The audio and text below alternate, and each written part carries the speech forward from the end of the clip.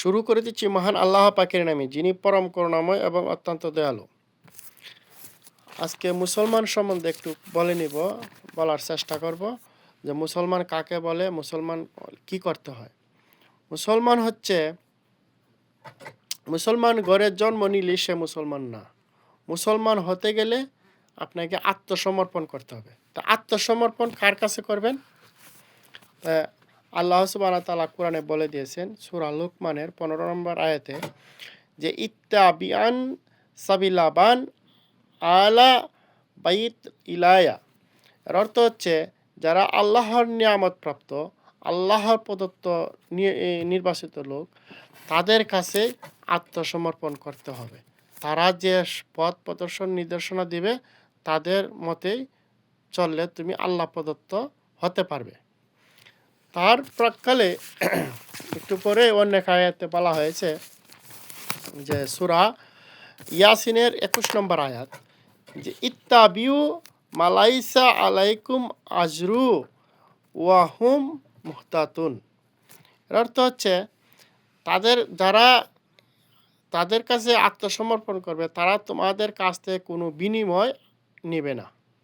তারা তোমাদেরকে কোরআন শিক্ষা দিবে, করবে, তারা তোমার কাছ থেকে কোনো বিনিময় আশাও করে না এবং নিবেও না। তাহলে এই আত্মসমর্পণকারী তাদেরকে কোরআনে অনেক নামে অভিহিত করেছে। একজন হলো রব, ওলি, রাসূল, হাদি, মুর্শিদ, আরও অনেক নামে অভিহিত করা হয়েছে। তাদের কাছ থেকে তুমি আত্মসমর্পণ করবে, তারা তোমাদের কাছ থেকে কোনো বিনিময় নিবে না। ওনাকে যে হত্যা করা হয়েছে, ফির সাহেব, ওনাকে যে হত্যা করেছে যে কোরআনের ব্যাখ্যার কারণে। কোরআনের এই ব্যাখ্যাতে বলা হয়েছে সূরা ওয়াকিয়ার ৭৯ নম্বর আয়াত, লা ইয়ামসুহু ইল্লাল মুত্তাহারুন। এর অর্থ হচ্ছে যে পবিত্র অবস্থায় ছাড়া কোরআনকে স্পর্শ করা যায় না। তাহলে পবিত্রতা স্পর্শ ছাড়া কোরআনকে স্পর্শ করা যায় না। পবিত্রতাটা কি? পানি দিয়ে উজু করলে কি এটা পবিত্র হয়? এটা তো পরিষ্কার হয়, পবিত্রতা না। পবিত্রতা হচ্ছে অন্য এক জিনিস। বলা হয়েছে যাকাত দাও, যাকাত দিলে পবিত্রতা অর্জন হয়। তাহলে পবিত্রতা হলো আরেক জিনিস। তাহলে পবিত্রতা অর্জন ছাড়া তুমি রাসূলকে, কোরআনকে স্পর্শ করতে পারবে না। তাহলে কোরআন সম্বন্ধে এবার একটু বলতে হয়। যখন এই যে আমরা যে কোরআন পাই, এই কোরআন হচ্ছে উসমান রাদিয়াল্লাহু তাআলা আনহু সংকলন করেন হযরত মুহাম্মদ সাল্লাল্লাহু আলাইহি ওয়াসাল্লামের ইন্তেকালের 25 বছর পর।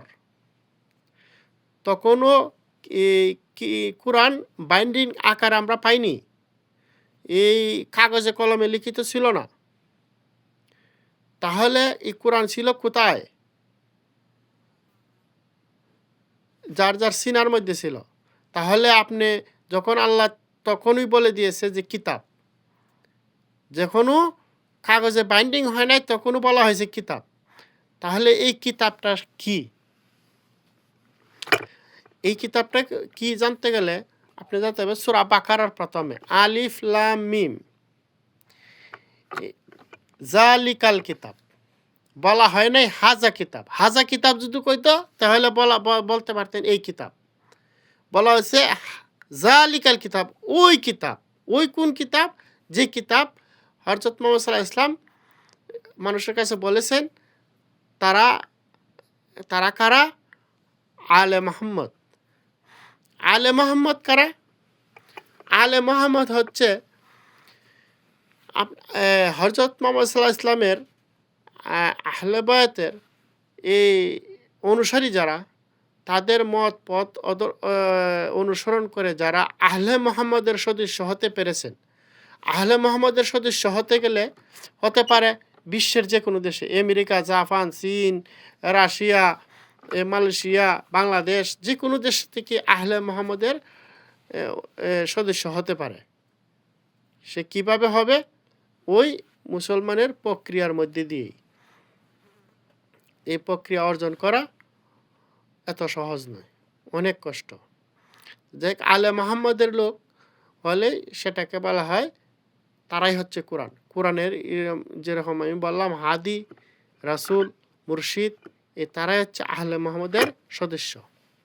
তাহলে কোরআনকে আবার আল্লাহ বলছে যে কি এ আমি হেফাজত করি। তাহলে আমরা হেফাজত করি কথাটা কোথায় বলা হয়েছে যে নাহনু লাজ্জালনা যিকরা ওয়ান লাহু হাফিজুন। এর অর্থ হচ্ছে যে আমি কোরআনকে সংরক্ষণ করি। তাহলে কোরআনকে যদি সংরক্ষণ করা হয়, বিশ্বের বিভিন্ন দেশে আগুনে দেখলাম কোরআন পুড়ে যায়, তাহলে কি করে আল্লাহ সংরক্ষণ করলেন? আল্লাহ সংরক্ষণ করেন ওই কিতাবকে, যে কিতাব একটু আগে বললাম যে হাদি, রসুল, মুর্শিদ, ওলি তারাই হচ্ছে কিতাব। ওই কিতাবকে আল্লাহ সংরক্ষণ করে। দেখবেন হাজার হাজার বছর পরও অনেক লাশ মাটির নিচে পাওয়া যায়, তারা অক্ষত অবস্থায়। তারাই হচ্ছে সেই কিতাব, তাদেরকে আল্লাহ সংরক্ষণ করেন। তা আচ্ছা, এখন যারা কুষ্টিয়ার এই যে নির্মম হত্যাকাণ্ড করেছে তাদের সম্বন্ধে একটু বলি। তারা হচ্ছে ইসলাম বাংলাদেশে এসেছে কিভাবে? ভারত উপমহাদেশে এসেছে অলি আউলিয়াদের মাধ্যমে। এক নম্বর হলো যেমন 1058 সালে এই মুন্সিগঞ্জে শহীদ আদম নামের একজন সুফি সাধক, উনি মুন্সিগঞ্জে আসেন। তারপরে আসেন 1303 সালে 3 খ্রিস্টাব্দে শাহজালাল ইয়ামিনী রহমতুল্লাহ আলাই। তাহলে তাদের মাধ্যমে আমরা ইসলাম পেয়েছি। আর এই মোল্লাতন্ত্র, কুষ্টিয়ায় যে ঘটনাটা হয়েছে সেটা হচ্ছে মোল্লাতন্ত্র। এই মোল্লাতন্ত্র আসে 1901 সালে প্রতিষ্ঠিত হয় এই ভারত উপমহাদেশে। তারা এসে মুসলমানদের মধ্যে বিভিন্ন ধরনের ফতোয়া, বিভেদ সৃষ্টি করে, মুসলমানদের মধ্যে বিশৃঙ্খলা, উগ্র এগুলা সৃষ্টি করে, মুসলমান থেকে খারিজ করেছে। দেখেন, মুসলমান হলে সে হবে নম্র, ভদ্র এবং মার্জিত এবং শান্তিপ্রিয়, তারা কখনো উগ্র হতে পারে না। আর এই যে কুষ্টিয়ার যারা এই মুসলমান দাবি করে যে হত্যা আক্রমণ করেছে, তারা মুসলমান নয়, তারা হচ্ছে এজিদির মতাদর্শের লোক। তারা চায় ক্ষমতা, এই ধর্মের নামে সুন্দর কথা বলে বলে মানুষকে আকৃষ্ট করে। তারা চায় ক্ষমতার বিনিময়ে তারা এই ধরনের উগ্রবাদী কার্যক্রম করে থাকে।